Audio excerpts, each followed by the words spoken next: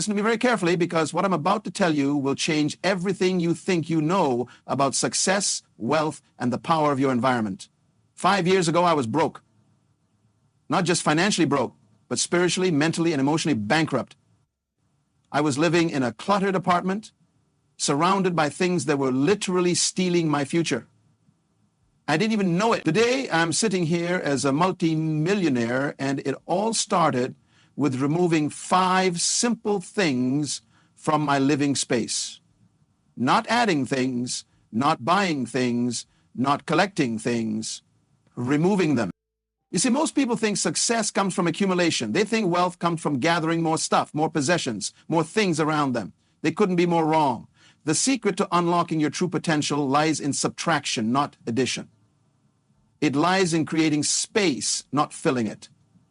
And today I'm going to walk you through exactly what I removed from my house that transformed my entire existence and made me millions of dollars. But before I dive into these 5 life-changing removals, I need you to understand something fundamental about your environment. Your surroundings are not neutral. They're either working for you or against you. They're either elevating your consciousness and expanding your possibilities, or they're limiting your thinking and constraining your potential. There's no middle ground. Every single object in your space is either a catalyst for your success or an anchor holding you back. The first thing I removed from my house was the television. Now, before you roll your eyes and think this is just another anti-technology rant, hear me out. The television wasn't just a piece of equipment in my living room. It was a portal to mediocrity. Every single night, I would come home from work, collapse on my couch, and surrender my most valuable resource, my attention, to whatever programming someone else decided I should consume. Think about this for a moment.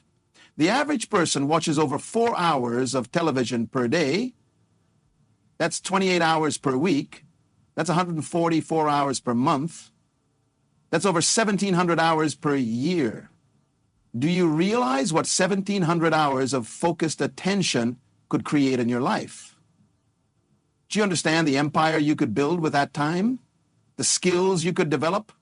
The relationships you could nurture? The business you could launch? But it's not just about the time. It's about what television does to your mind. It programs you to be a consumer, not a creator. It trains you to receive information passively instead of seeking it actively. It fills your subconscious with other people's dreams, other people's stories, other people's realities, leaving no room for your own vision to emerge. When I removed that television from my living room, something magical happened. Silence filled the space. At first, it was uncomfortable. I didn't know what to do with myself. But gradually, that silence became my greatest teacher. In that quiet space, I started hearing my own thoughts again. I started remembering dreams I had forgotten. I started imagining possibilities I had never considered. Without the constant noise and distraction of television, my mind became clear. I started reading again. Not just casual reading, but deep, transformative books that challenged my thinking and expanded my awareness. I started writing down my ideas instead of letting them slip away into the entertainment void. I started having conversations with myself about what I really wanted to create in my life. That television removal was the first domino in a chain reaction that would completely transform my existence. Because when you remove one source of distraction, you suddenly become aware of all the other things that are stealing your focus and diluting your power. The second thing I removed was even more radical, and it's something that most people would find absolutely terrifying to eliminate from their lives. I removed my bed from the bedroom. Now, I know what you're thinking. This sounds crazy, maybe even unhealthy, but let me explain the profound psychology behind this decision and how it revolutionized my relationship with sleep, rest, and productivity. Most people use their bedroom as an escape pod. It becomes this sanctuary where they retreat from life, from challenges, from growth. The bed becomes a symbol of comfort, and comfort becomes the enemy of achievement.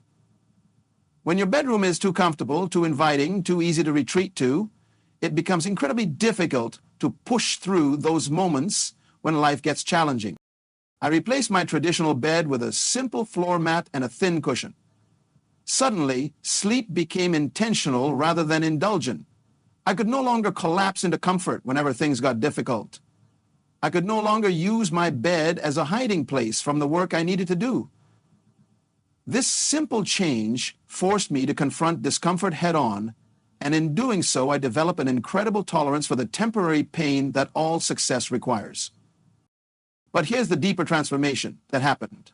When comfort was no longer my default option, I started seeking challenge instead.